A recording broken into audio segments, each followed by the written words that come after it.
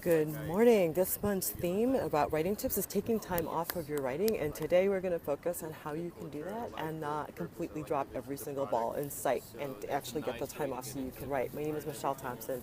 I'm an academic and legal coach, and every week I've been writing for well over 10 years, and every week I tell you what I know about writing, and I'm so excited to share that with you.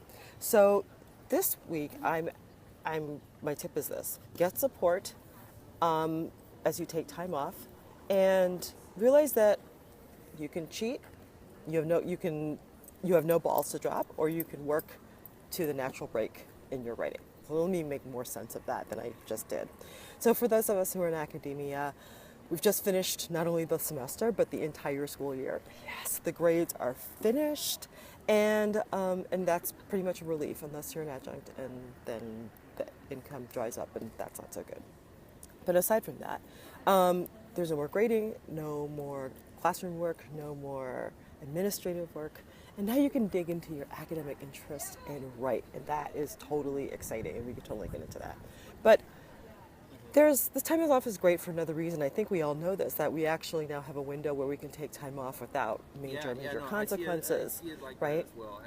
And it's really good because the more I know the company, well, let me say this. I know that some of you are freaking out. You need to take time off. It's like the summer, I have to write. This is all I have to do. I have to write, I have to write, I have to write. And it's just not possible because I have a whole long list of writing projects that are longer than my legs that are due tomorrow. So to you, I say this. Here are your possibilities. Maybe it's time for you to get some support in other ways, right? So regardless of what your vacation situation is, get a housekeeper. Pay to have your laundry done. Use a food delivery service. Get stuff off of your plate so you can get the writing done, so you can take time off. It's worth its weight in gold, right? That's one possibility. Another possibility is to cheat. What do you mean? So go on vacation and then decide you're going to write 1 hour every morning. That's it. Not all day long, 1 hour, one hour every morning. That's 7 hours in a week, 5 if you write 5 days a week. It keeps you familiar with what you're working on, and it's workable. If you have a deadline after you return, you don't have to panic about what you're doing, okay? So that's one possibility. Another possibility is that maybe you're between projects, right? And so you're just finishing up one, and then you're going to move on to another. And if that's the case, don't worry about it. You don't have any balls to drop. Isn't that amazing? So this month's self-care tip is to actually quiet your mind. And this would be a great time to quiet your mind because you're between projects. So let your mind rest so that you can come back reinvigorated and get over the jet lag or whatever and just stop. And then last week I talked about planning, right?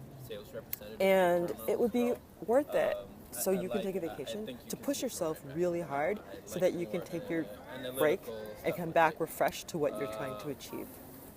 Schedule in a couple of hardcore long-time writing sessions, right? Make sure that you're working with a minimum of distractions by other people or your usual bogeyman. And when you're finished with that, and when you get to a point when you need to go on vacation, take notes in your work, right? And let those notes be really clear about what you're going to tackle when you get back, right? The note might say, complete the argument about X and remember to incorporate Y. Integrate Q into the conclusion, write the abstract, right? Those kind of notes you know that you can pick up and get right back on it. So if you have a roadmap when you come back, so you don't have to waste time figuring out, okay?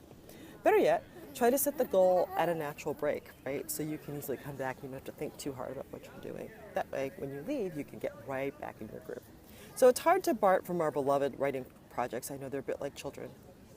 But remember that leaving them actually allows for a bit more productivity. And it's not about perfection, making this work perfectly. Don't feel bad if you write on break. Just don't make it take over everything. Give yourself peace of mind while you're at it. You're supposed to be on vacation, right? So if you have any questions about how you're going to take time off sanely, let me know. And then if you haven't done this before, go ahead and like the page. I will put my newsletter link in the comments.